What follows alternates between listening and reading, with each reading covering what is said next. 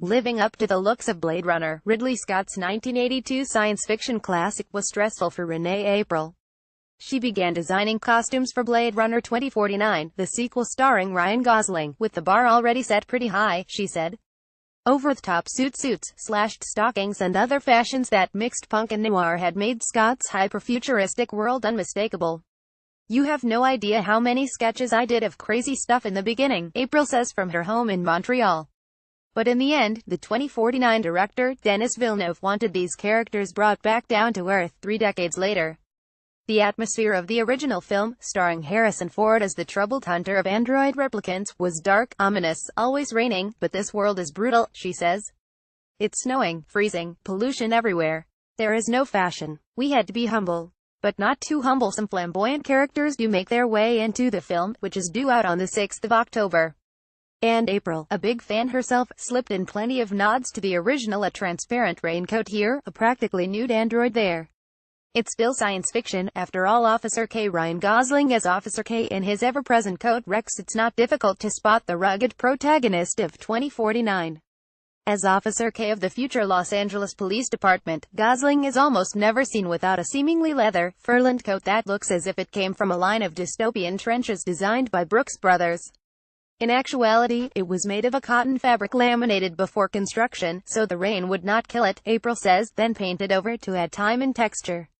It's a bit of a reflection of the raincoat Harrison Ford wore in the first film. Mariette Mackenzie Davis, right as Mariette, her overall style is big, bold and colorful. If a tad wilted, Rex, played by Mackenzie Davis, this doxy, or a kind of escort, as April describes her, wears a floor-length coat striped with fuchsia feathers that are starting to dull. While the materials that went into Mariette's wardrobe, fake fur, and lots of it, may be humble, her overall style is big, bold and colorful, if a tad wilted.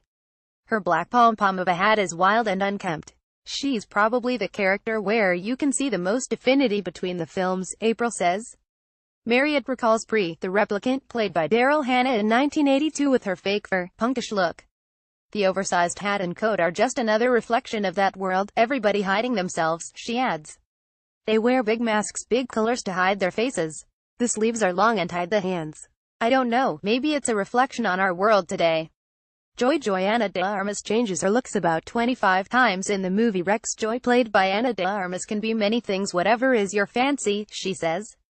So yeah, I'll see her at one point larger than life in an advertisement, naked and painted pink. Sometimes she's like a manga animation, sometimes she's a geisha. And she can move from one to the other very fast, so you'll see her change a lot. About 25 times in the movie, she estimated it was a lot of fittings. Neander Wallace. Jared Leto in one of Neander Wallace's kimono-like looks. Rex. A moment of zen in an otherwise difficult production schedule came with Jared Leto's first and only fitting for his character, Neander Wallace, just a few days before he was to begin shooting. I put it on him, I loved it, and that was that, she says.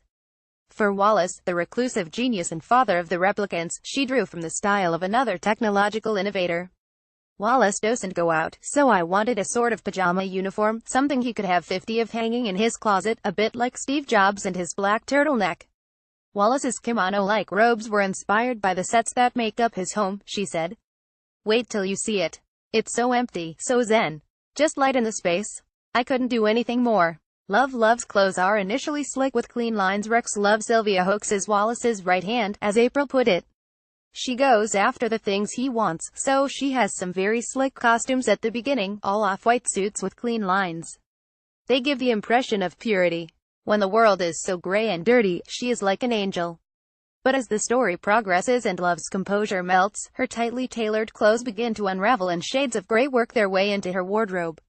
She crumbles a bit, and we see she is not so perfect anymore, April says. And because she becomes involved in quite a few fights, her clothes become more malleable too. She needs to be able to move with the fabric, so there's stretch to it, but always clean lines, she adds. No details, no frills.